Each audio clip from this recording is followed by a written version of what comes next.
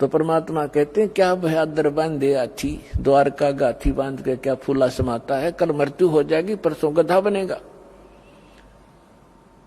फिर क्या बताते हैं, कहे कबीर अंत की बारी, जैसे हाथ झाड़ के चला जुआरी। जो भक्ति नहीं करते, इस संसार के झूठे सुख, इन पदार्थों के संग्रह में अपना जीवन नाश कर देते हैं, वो अंत समय में ऐसे पछताएंगे जैसे हारने के बाद जुआ खेलने वाला जुआरी हाथ मसलता जाता है सर्वनाश करा के। कहे कबीर अंत की बारी, जैसे हाथ झाड़ कर चला जुआरी। तो गीता ज्ञानदाता कहता है कि अर्जुन ने पूछा कि आप जी कह रहे हैं कि जो तत्परम से परिचित हो जाते हैं और सारे दातम ज्ञान से परिचित है और सब कर्मों से परिचित, वो केवल यहाँ जरा और मरण से छूटने का ही प्रयत्न करते हैं, इस संसार की किसी वस्तु की इच्छा नहीं रखते। तो तत्परम क्या है, ऐसा वो तत्परम क्या है, कौन है? 8वें अध्याय के प्रथम श्लोक में अर्जुन ने प्रश्न किया। गीता अध्याय नंबर 8 के श्लोक 3 में उत्तर दिया कि वो परम अक्षर ब्रह्म है, अर्थात तो गीता ज्ञान दाता से अन्य है।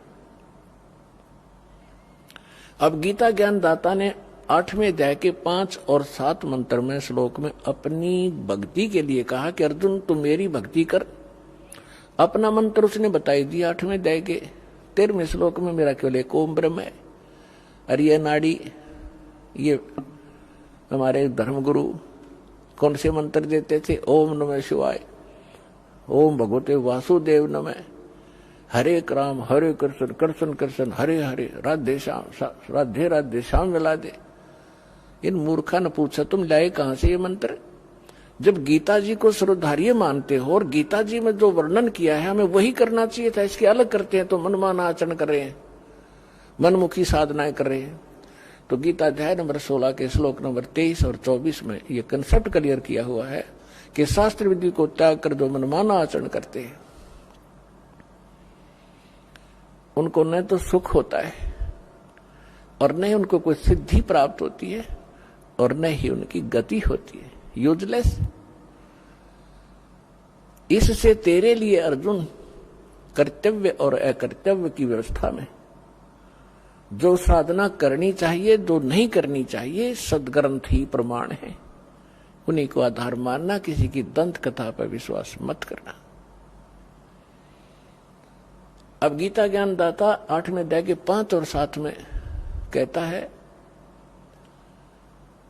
और 8वें अध्याय के 13वें श्लोक में उसने बताई दिया कि मेरा तो केवल ओम मंत्र है। पूरी गीता जी में इस ओम के अतिरिक्त कोई मंत्र नहीं है ब्रह्म साधना का। फिर गीता अध्याय नंबर 17 के श्लोक नंबर 23 में 3 मंत्र के जाप का निर्देश है और उसमें सांकेतिक है। वो ओम तो स्पष्ट है, उसमें लिखा है ओम तत्सत इति निर्देश है ब्रह्मण त्रिविध समर्थ है, ब्राह्मणा तेन वेदा च यघा विहिता पुरा। इसका अर्थ है कि उस सच्चिदानंद घन ब्रह्म परम अक्षर ब्रह्म की साधना का केवल एक ओम, ये ओम तत्सत 3 मंत्र का के जाप का निर्देश है। इसकी 3 विधि से ही जाप है, त्रिविध समर्थ है।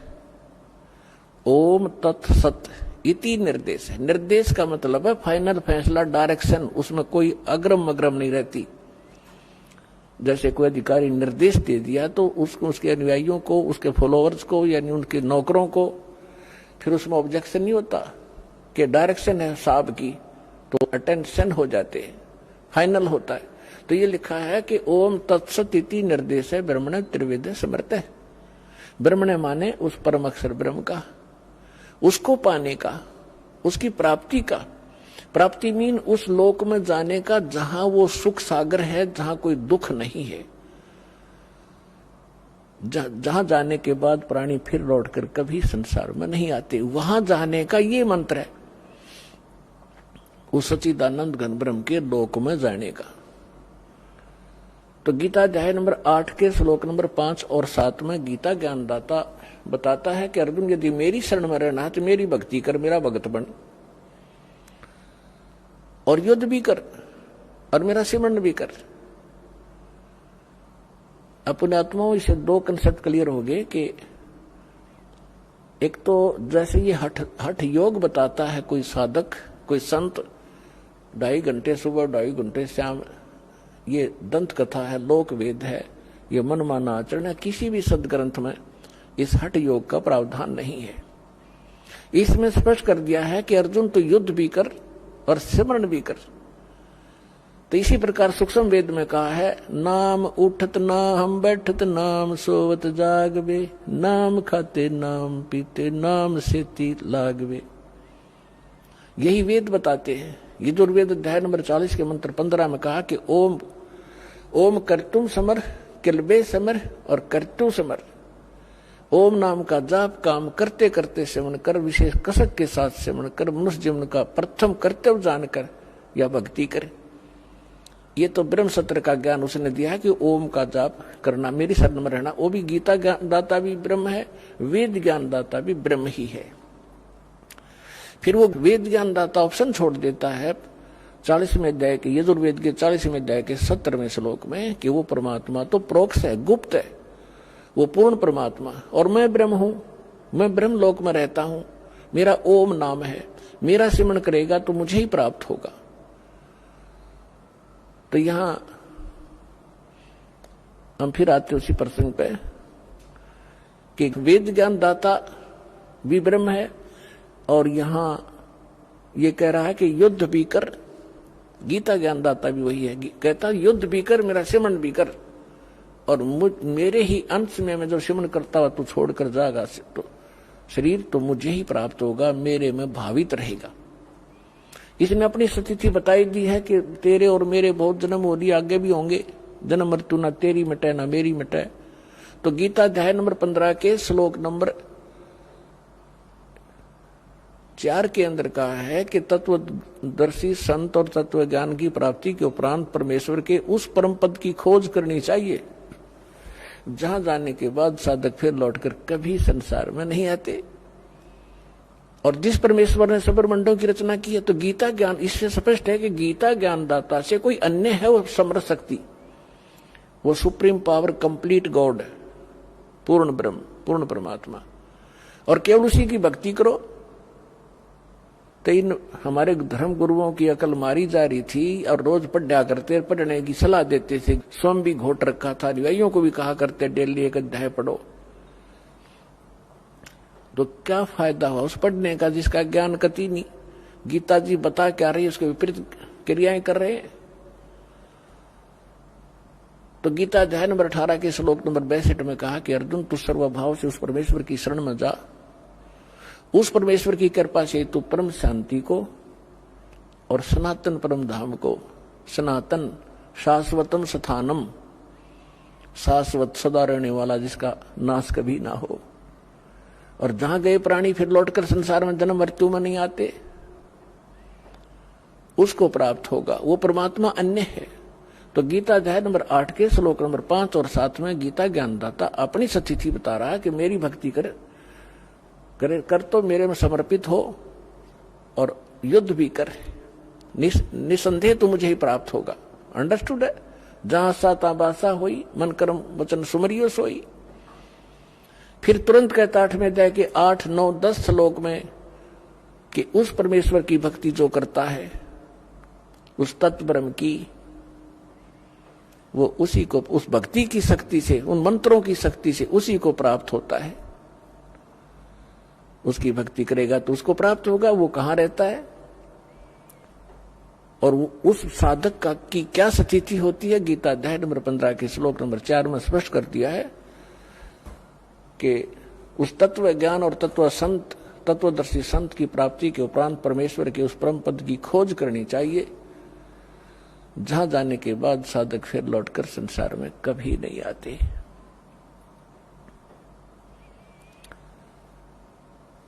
तो पुण्यात्माओं, ब्रह्मा विष्णु महेश नासवान, इनका पिता ये ब्रह्म सरपुरुष ये भी नाशवान, इसकी भी जन्म मृत्यु होती है। आज तक हम ब्रह्मा विष्णु महेश जी को अविनाशी कहा कर सुना करते थे इन अज्ञानी धर्मगुरुओं से, जबकि इनकी हिस्ट्री में, इनकी जीवनी में लिखा है, श्री देवी भागवत पुराण 3रा स्कंद, गीता प्रेस गोरखपुर से प्रकाशित सचित्र मोटा टाइप के पृष्ठ 123 पर विष्णु जी स्वयं अपनी माता की स्तुति करते हुए कहते हैं, तुम शुद्ध स्वरूपा हो, ये सारा संसार आप ही से उद्भासित हो रहा है। मैं और ब्रह्मा और विष्णु, मैं और ब्रह्मा और शंकर आप ही की कृपा से विद्यमान हैं। हमारा तो आविर्भाव माने जन्म, तिरोभाव माने मृत्यु हुआ करता है। हम नित्य नहीं है, हम अविनाशी नहीं है, हमारी जन्म मृत्यु होती है। और तुम ही नित्य हो, प्रकृति और सनातनी देवी हो। शंकर भगवान भी कहते हैं, माता यदि उसके बाद ब्रह्मा जी उत्पन्न हुए वो आपके पुत्र हैं, तो क्या मैं आपका बच्चा नहीं? अर्थात मुझे भी उत्पन्न करने वाले आप ही हो। तो पुण्यात्माओं, इससे सिद्ध होगा कि ब्रह्मा जी नाशवान, विष्णु जी नाशवान, शिव जी नाशवान, शंकर भगवान नाशवान, इनके पिता नाशवान, जिसको गीता अध्याय नंबर 15 के श्लोक नंबर 16 और 17 में 3 पुरुष बताए। पुरुष माने प्रभु, स्वामी, एक सरपुरुष, एक अक्षर पुरुष। इनके विषय में बताया है 16वें श्लोक में 15वें अध्याय कि ये दोनों नाशवान है, और इनके अंतर्गत जितने भी प्राणी हैं इनके ब्रह्मांडों में, वो भी नाशवान है, ये भी नाशवान है। लेकिन जीवात्मा तो किसी की भी नहीं मरती, वो तो विषय ही अलग है। अब सरपुरुष ये काल है, ब्रह्म है, इसका कितना क्षेत्र है, ये कितना स्वामी है, कितना भगवान है, कितना राम है, ये कितना व्यापक है। 21 ब्रह्मांड है इसके। ये केवल 21 ब्रह्मांड का प्रभु है, स्वामी है, मालिक है, राम है। इसको सर पुरुष कहा है। सर माने नाशवान।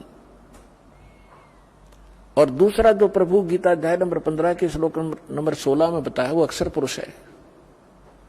अक्षर का अर्थ होता है जो सर ना हो, अविनाशी, जिसका नाश ना हो। लेकिन ये कितना अविनाशी है,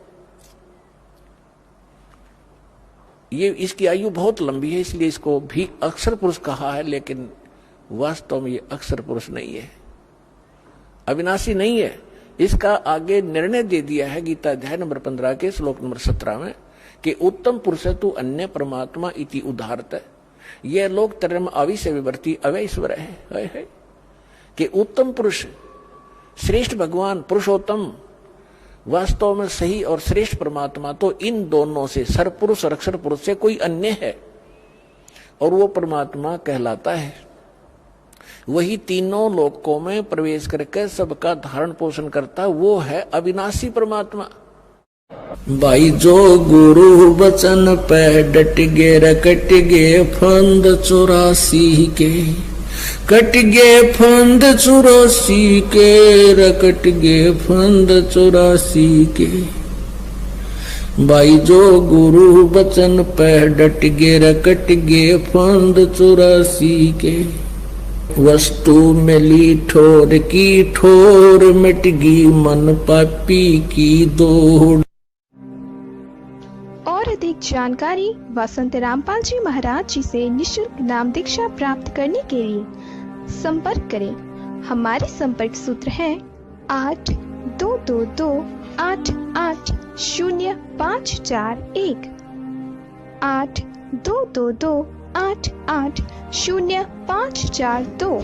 आप नीचे स्क्रीन पर दिए गए हमारे अन्य नंबरों पर भी संपर्क कर सकते हैं। विजिट करें हमारी वेबसाइट पर। हमारी वेबसाइट है www.jagatgururampalji.org। अगर आप ये वीडियो YouTube पर देख रहे हैं तो हमारे चैनल को सब्सक्राइब करें और बेल आइकन को दबाना ना भूलें। अगर आप Facebook पर ये वीडियो देख रहे हैं तो हमारे पेज को लाइक करें।